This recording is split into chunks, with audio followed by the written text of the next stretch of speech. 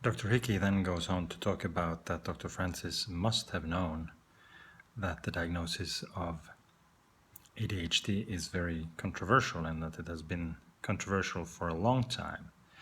For instance, when it arose out of nothing from DSM-1 to DSM-2. And there is Dr. Friedman, who says that the stimulants may be effective for up to 2/3 of the children who are prescribed it, but that the reason for the ADHD symptoms may be many. For instance, uninspiring school curriculum, that the children have problem in some ways, they're being bullied, etc., crowded classrooms. So we are medicating for something that might be just a problem with the environment. And further, that there is a problem with diagnosing a child.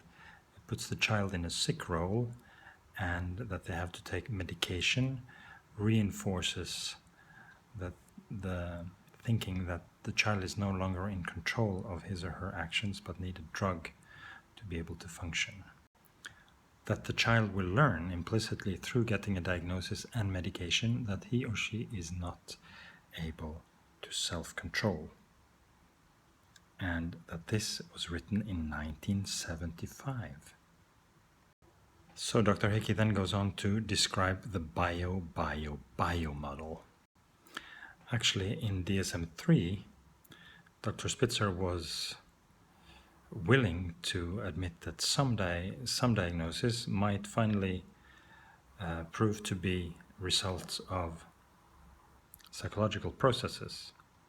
But when it came to the DSM-4, written or where Dr. Francis was responsible, there was written nothing on this subject.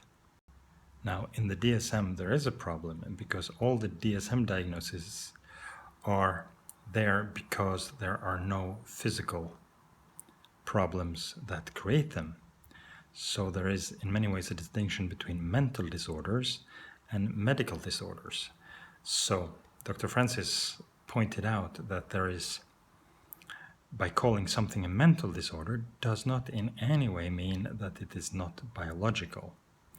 But okay, it is there because there is nothing biological that we can find. And usually the moment something biological is found, it's over to neurology. This is my own comments, it's not Dr. Hickey's. Actually, Dr. Francis goes as far as stating that there is no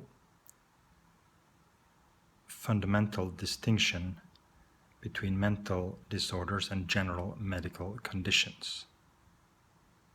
So Dr. Francis is complaining that there is an overdiagnosis of ADHD.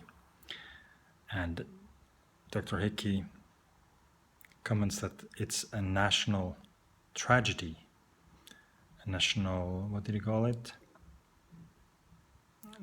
Nothing short of a national scandal that so many children are being drugged out of professional prestige and to make money. But that this pales in comparison to the general theme of psychiatry, according to Dr. Hickey, that all problems of feeling, thinking, or behavior are medical problems that need to be medicated. You will need our medical product because your brain is sick, or your child's brain is sick, or your old parents' brains are sick. So you need to buy a chemical that's going to fix this sickness. So Dr. Hickey then comes to the point about why pick on Dr. Francis. Don't people just see that he's trying to excuse himself, trying to say that he's not part of this thing? Dr. Hickey says that Dr. Francis has a bigger agenda. He's trying to excuse the whole of psychiatry, saying that there are a few bad people who do overdiagnose, but most do it correctly, and there are people who definitely need to be diagnosed and medicated. And this, Dr. Hickey says, is the fundamentally problematic thing with psychiatry, that every problem of thinking, feeling, and or behaving is a medical problem that requires medical intervention. And that when psychiatry when this has been exposed, psychiatry will lose all its power. So, Dr. Hickey says that when Francis focuses on these minor problems, the slight overdiagnosis of ADHD, for instance, he deflects the attention from the bigger problem, which is the medicalization of normality, of all problems of thinking, feeling, and or behaving.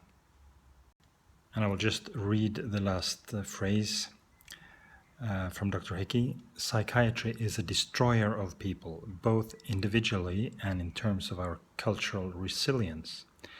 They have replaced the success through collaboration and personal effort ethos of Western society with their intrinsically disempowering broken brain needs pills philosophy that has infected every facet of modern life.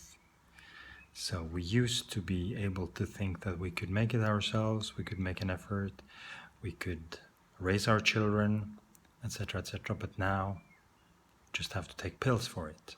And we are disempowered.